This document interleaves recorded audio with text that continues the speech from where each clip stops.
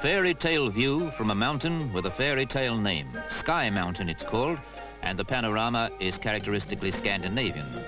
This is the Lake District of Denmark, a land where fairy tales always seem to come true, perhaps because here they take a pride in preserving their past. That paddle steamer is the oldest in Denmark. For more than 100 years it sailed these lakes, as unchanging as the spectacular scenery which it churns beside.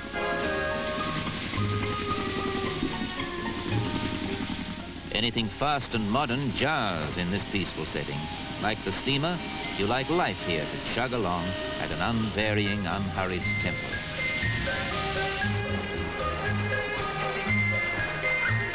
And where the forests dip down to scrape the lakeside, there's bathing in the crystal clear river waters. A children's paradise. For children, of course, play a major part in any fairy tale. Odense has a big part to play too. One of Denmark's oldest towns, it was here that the man who did so much to foster and enhance the legend was born, Hans Christian Andersen. His house and the tourist shops which now cluster around it recall the memory of Odense's famous son.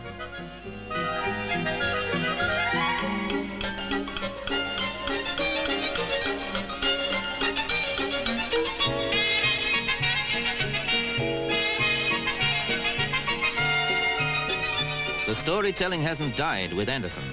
The legend lives on here at Billund, deep in the heart of the farmlands of Jutland. This project has nothing to do with Andersen's immortal characters, though fairy tales are once more to the fore.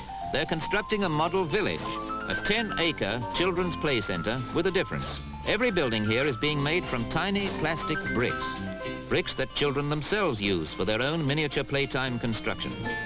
Millions and millions of bricks are being slotted together to build up this colourful dream world.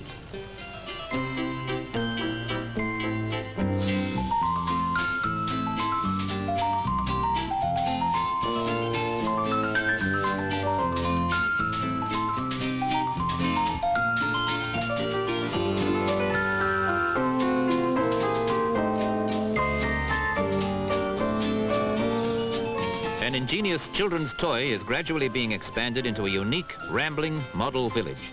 This part, a rural English town, was made in Britain. But the story of the development of these plastic bricks is well suited to the country of Hans Christian Andersen. The Billund village carpenter invented them after turning his hand to toy making when there wasn't enough work for him. Now that spare time toy making has developed into a huge Danish export. The little plastic world is finished and open to the public. They call it Legoland.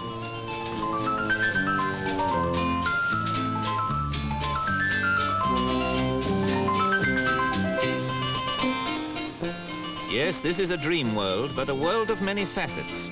The colourful curves of the space-age city of the future add yet another touch of unreality to this midget land.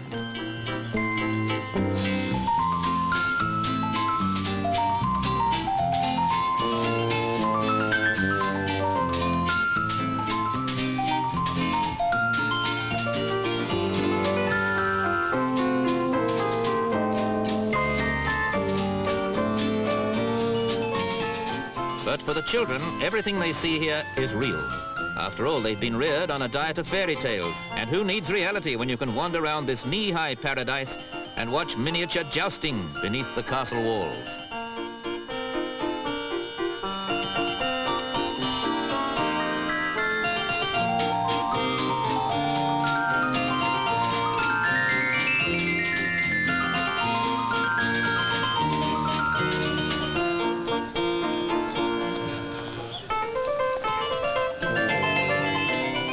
Not everything here is static. The boats in the model harbour ferry to and fro with the aid of an ingenious underwater pulley system.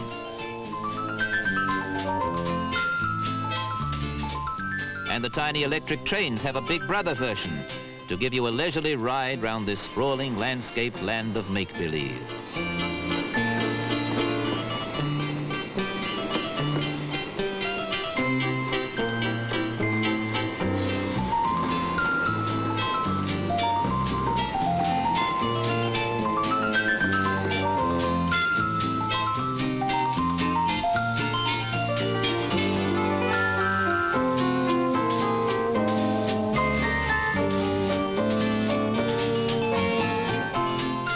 You're never quite sure what to expect next in this fabulous fantasy world. you could turn a corner in your model train and bump right into an Indian chief. Big Chief I-Am's the name of our feathered friend, and he's a student teacher, really. But to the children, he's as irresistible as the Pied Piper of Hamelin. And a picnic powwow by his campfire is a magnetic attraction. Half the fun of any dream is personal participation.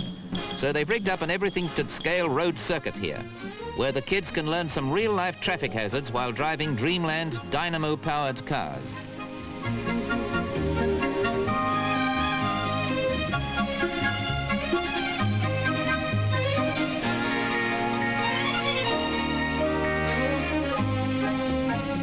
This is more than just playtime. It's a plan that could cut the accident toll of the future. The children are taught to obey the traffic signs and the rules of the road while playing the sort of mechanized game they love. It's fun, yes, but instructive too.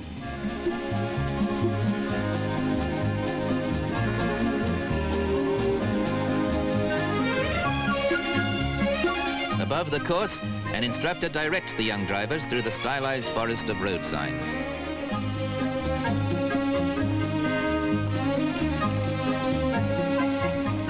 Danish schools are already sending classes for regular tuition on this pint-sized traffic complex.